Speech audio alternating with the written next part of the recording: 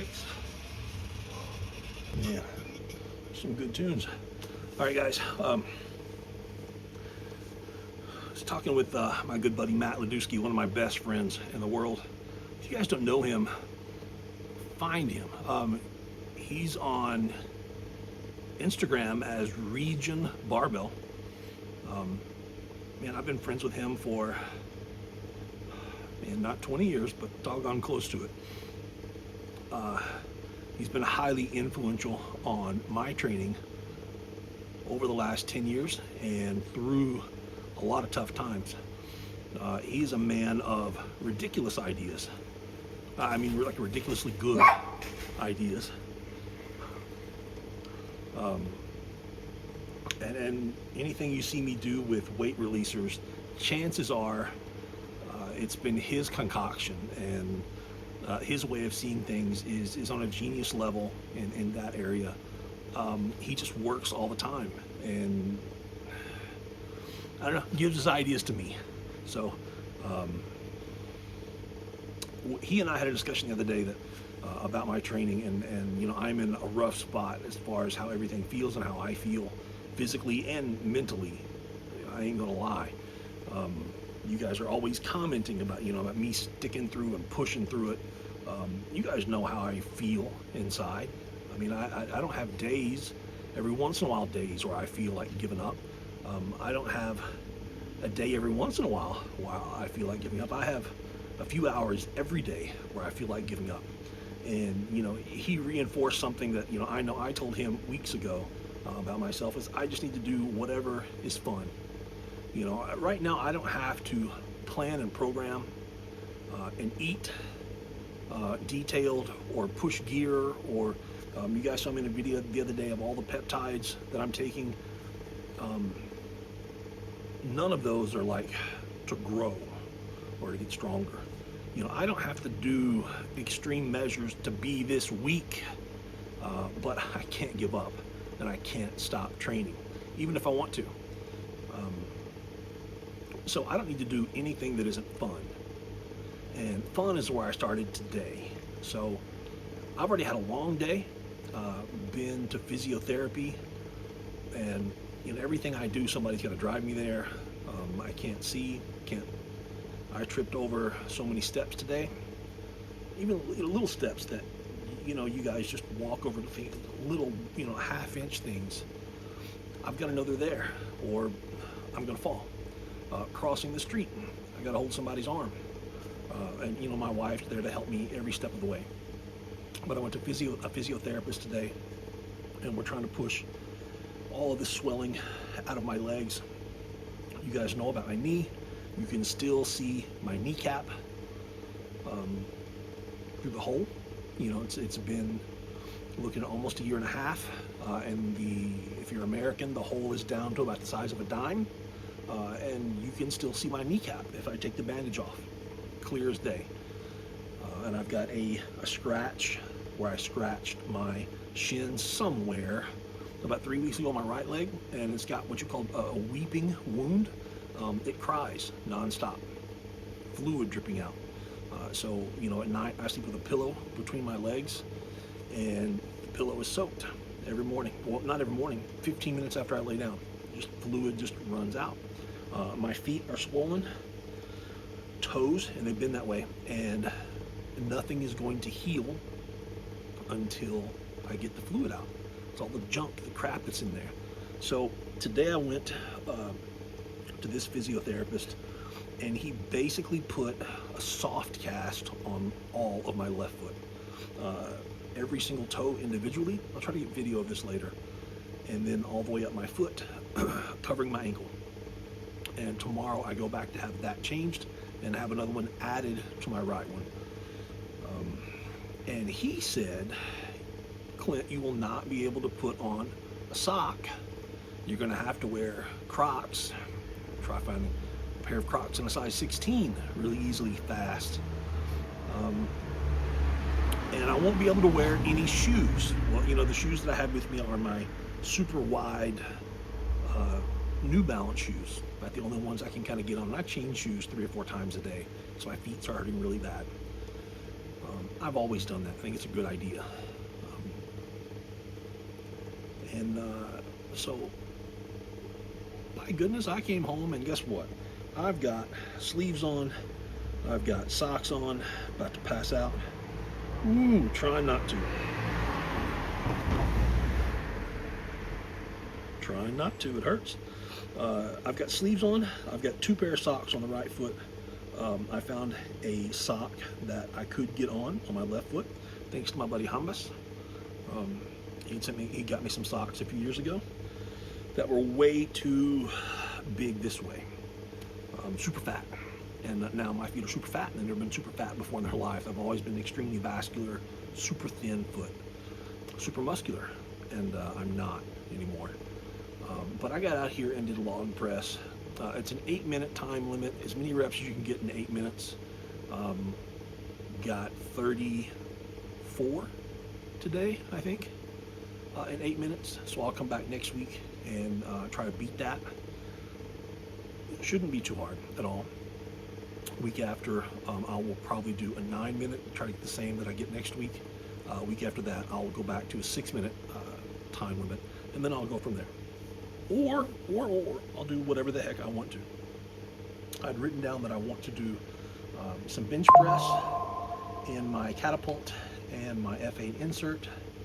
I wanted to do flat dumbbell bench press as well. I wanted to do an exercise for triceps, biceps, shoulders, some laterals, and then I want to pick up the sandbag again with my Spud Inc. Prototype sandbag stone loader, and then finish off with all my grip stuff, and then whatever else comes after that. But my foot hurts. I mean, I've several layers of a cast. So imagine each toe has a bandage cast on it individually, and then I've got a hard cast basically that goes across here, squeezing. So the spot between here and right here really hurts, and my feet already hurt. My other foot that's not bandaged yet or casted yet hurts to put on shoes. So the idea of walking up there and setting up the bench, changing plates, and my son's got the dumbbells set up for him to do, he did back the other day, so he did a bunch of dumbbell rows and things like that. They're all set up differently. The idea of setting up all those and then setting up something for triceps and doing all the walking and stepping doesn't sound fun. Sounds progressive. Sounds like I would get stronger, but it does not sound fun. It sounds like a lot of pain at this point in time. So I may go get the dumbbells, do some lateral raises, or I may not. I did one arm overhead press yesterday. I'm in a good spot. I kind of promised one of my buddies I would do some push-ups. So I may go get my catapult and try a set of push-ups and see how that feels, to see if I can do a set of 2 of those. Probably do some rows again like last night. I do want to pick up a sandbag and walk with it with my prototype Spud Inc. Thingamabob, and I do want to do my grip stuff. So that's probably what I'm going to do. And I finished off my Wild Turkey 101, guys. Gosh, I finished it off last night. I mean, it took me, a year? It's not bad for a bottle, a 1-liter bottle of bourbon, taking you a year. So, and my old granddad that my wife and son got me for Christmas, I'm down to here. And this old granddad, there's just nothing, if you like sweet bourbon, there's nothing wrong with old granddad at all. So I'm going to sit here for a few minutes, make sure I don't pass out from some pain. And I'm going to go from there. I'm at 12, 1, 2, 3, 4. Look at that. It's the time my son was born. I'll send him that again. We had a discussion about that just last night. So give me a few minutes, and I'm going to see what I'm going to do from there. But no matter what it is, it's going to be fun. It's got to be fun, right? Let's go. Couldn't close the deal. I still got one. Still got the...